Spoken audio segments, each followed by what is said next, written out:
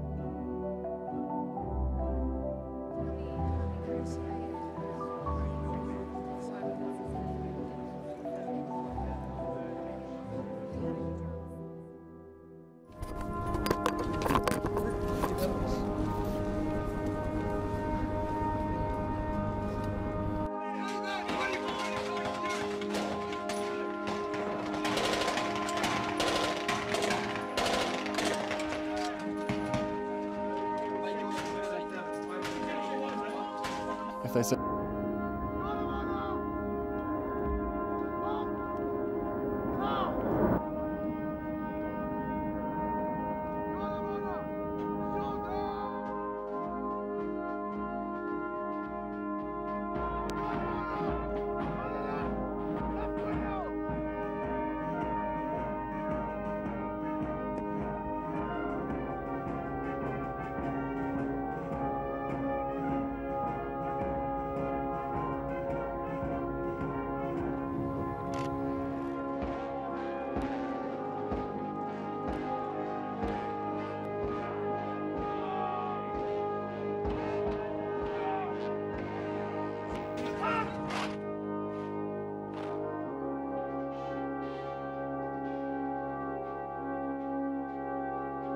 If they said no, you can't go front line, then I wouldn't drag my sorry ass through Sandhurst, and I wouldn't be where I am now, because the last thing I want to do is have my soldiers sent away to Iraq or wherever like that, and for me to be held back home, twiddling my thumbs, thinking, well, what about David? What about Derek? You know.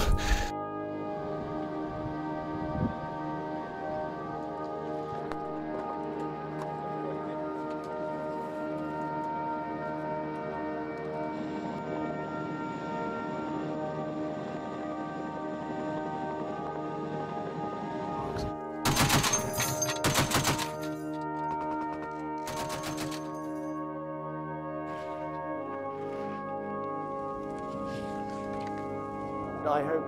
Success. Oh,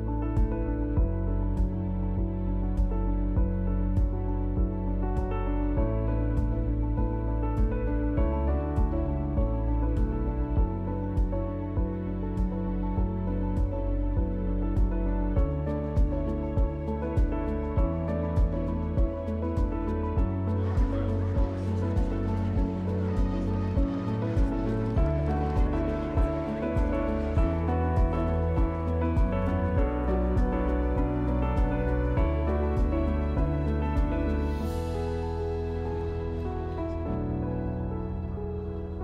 here. It's a really special occasion for her.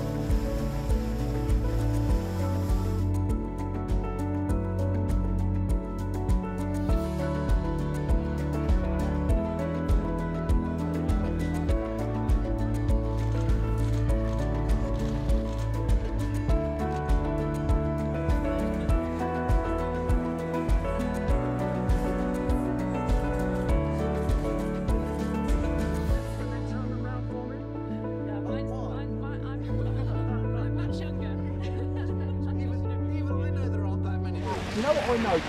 When it's in there, my glasses.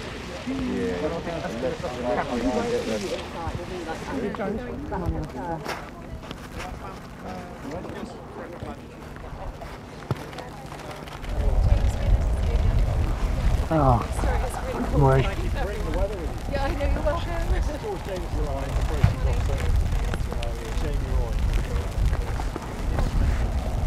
Great, thank you very much. That's so nice. Come in and we can get a refreshing drink. And chat about. Here we've got Charlie Bashall, who's one of our team commanders. That's right, and Charlie's going to introduce the team and talk to you all about exploits and that.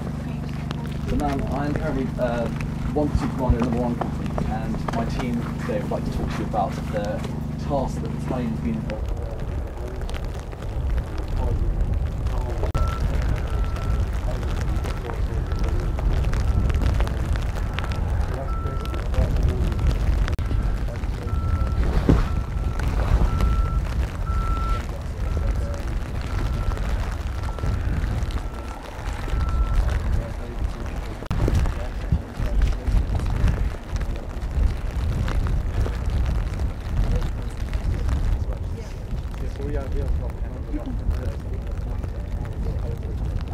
Hello, just about.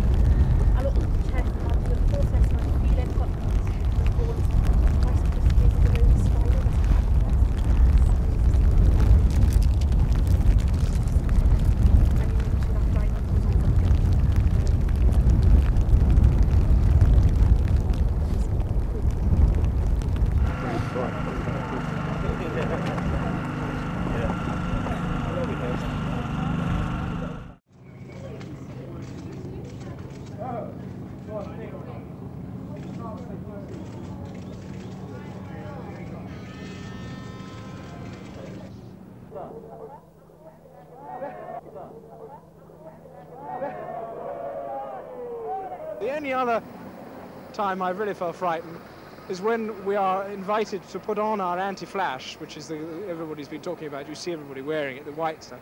You are asked to put on your anti-flash and then invited to lie on the deck in the ship, because when a missile or something hits, the whiplash is such that you would probably break a few bones if you're not supported in any way. And being made to lie down in a ship is the most lonely feeling I think you'll ever get, of being there, lying on the deck, with your hands over there just to protect your face, lying on the deck, waiting for either a bang or the all clear. What have you thought about this whole operation? Militarily speaking, I've been, I suppose, shocked and yet proud. I've been shocked at what has happened, the way that the ships were taken out. It is a really nasty. I mean, I think that a small missile, perhaps 18 feet long, can do that much damage. And I think we've all seen the photographs of HMS Sheffield and Atlantic Conveyor, or if not, I saw Atlantic Conveyor myself. She was a burning wreck. I mean, it was quite horrific. But on the other side, the pride of which to see how the British force actually worked together. And this was absolutely amazing, it really was. And have you had any contact with the Queen recently? Yes, I came here this afternoon to pick up air stores for Invincible, and I happened to be passing through the HQ here, and they said that there was a telephone on board the ship, so I happened to grab a vehicle who very kindly took me down there and got a hold of the telephone and said, any chance of getting hold of Buckingham Palace? And he said, oh, of course. So we picked up the telephone, and just like sort of dialing a number from London to London, and the line was clearer than it is from London to Edinburgh. I mean, really absolutely amazing. Surprised everybody, I can tell you. And you managed to find her in. Can you tell us what she said? Yes, she was in, luckily. It was about the right time in the evening. Yes, she had, I was just quite surprised to hear from me, but she did say that if I saw anybody here, particularly on the ships, to pass on her very best and say how very proud she is of everybody. The magnificent work that has been done down here by not only the troops but also the Navy. Significantly, this has been a naval operation with the support of the Royal Air Force, and of course with the Army coming in. That's my helicopter flying over at the moment. I should go. I think this is almost time I should go, but never mind. Somebody's telling me it's time to go. Right. Have you thought about the Falkland Islanders and how they've gone through all this? Well, yes, I'm absolutely amazed that they've actually stood up to this, and I'm over the moon that they can actually see friendly British faces again, and that we've actually been able to get down here and achieve what we've done in as fast a time as we possibly can. I believe it was 10 weeks to the day, which may to some people have been an awful long time, but when you think of the operation that it has taken to get down here, it is a feat in itself to get down here in 10 weeks and do that. It's 8,000 miles, it's a long way.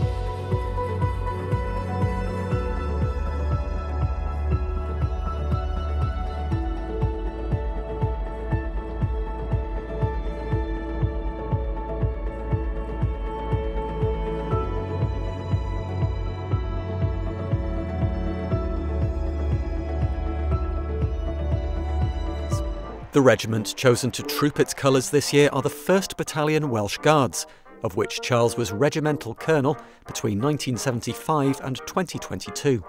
Charles broke with royal tradition when he went straight to university after completing his A-levels rather than join the armed forces. He was given RAF training whilst a university student, flying Chipmunk and then Bassett CC-1 aircraft.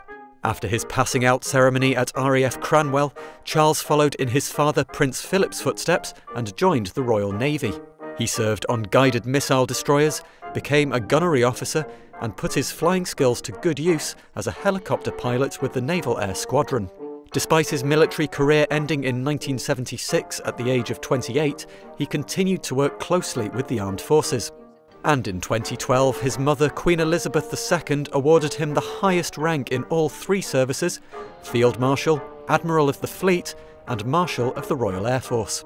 It may be King Charles's first trooping the colour as head of the armed forces, but his relationship with the military is a long and close one, which it's hoped will continue for many more years.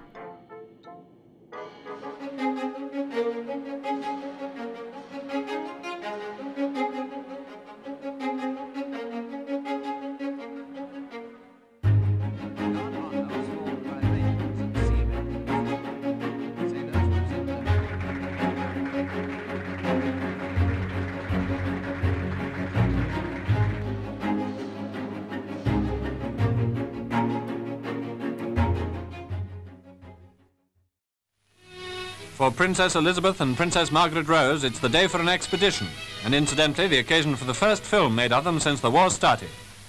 Princess Elizabeth certainly is growing up. That'll be everybody's comment, whether expressed or not, and it's a pleasant further thought that the young heiress to the throne is able to enjoy the pleasures of childhood as detached as possible from the war.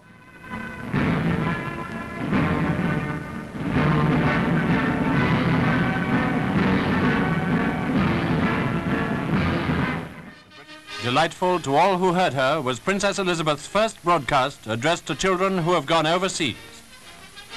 All of us children who are still at home think continually of our friends and relations who have gone overseas, who have traveled thousands of miles to find a wartime home and a kindly welcome in Canada, Australia, New Zealand, South Africa, and the United States of America.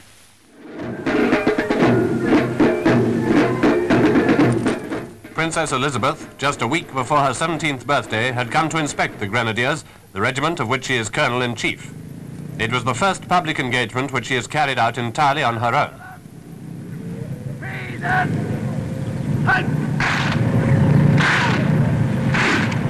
During her recent visit to the Queen Elizabeth Hospital for Children in Hackney, London, Princess Elizabeth was elected president. After she'd taken over from Lord Iliff, the retiring president, she made her first public speech at a meeting of this kind. Lord Iliff, ladies and gentlemen, I should like first to thank you all very much for the kind welcome you have given me today. At a British port, the name of which may not be disclosed, Princess Elizabeth, with Admiral of the Fleet Sir Andrew Cunningham beside her, launched Britain's latest battleship, His Majesty's ship Blank. And may God bless her and all who sail in her. Princess Elizabeth is 18 years old on the 21st of April, and the date is a milestone in our Constitution, for she will then assume the dignities and responsibilities of heir presumptive to the throne. If responsibilities of high estate seem far removed on this brisk morning, they are nevertheless a very near prospect. From now on, the Princess will undertake many more public engagements. Apart from the occasion itself, the Princess's birthday, what particularly distinguished the ceremony was the presentation made to her. This was a replica in miniature of the King's colour of the 1st Battalion, the Grenadier Guards, with her own monogram. Men from Aberdeen and 2 of them from New Zealand, and she talked to them about their leave and their homes before she entered the building for the opening ceremony.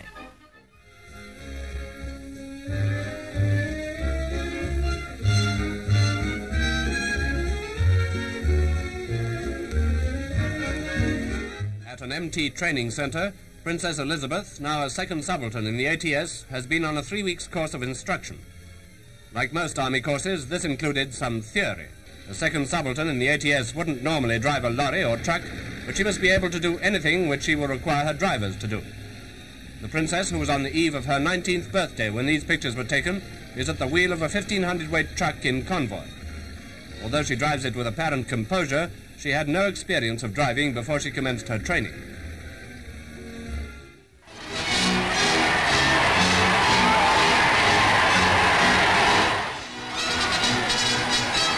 The King, driving with the Queen and the Princesses through streets of the City of London, was today leading the nation's victory thanksgiving.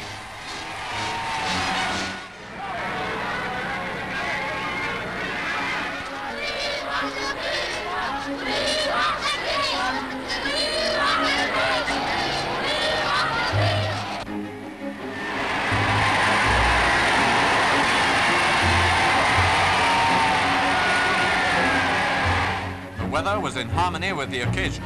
It was a perfect spring day, and the celebrations continued far, far into the night. We know, every one of us, that in the end all will be well. For God will care for us and give us victory and peace.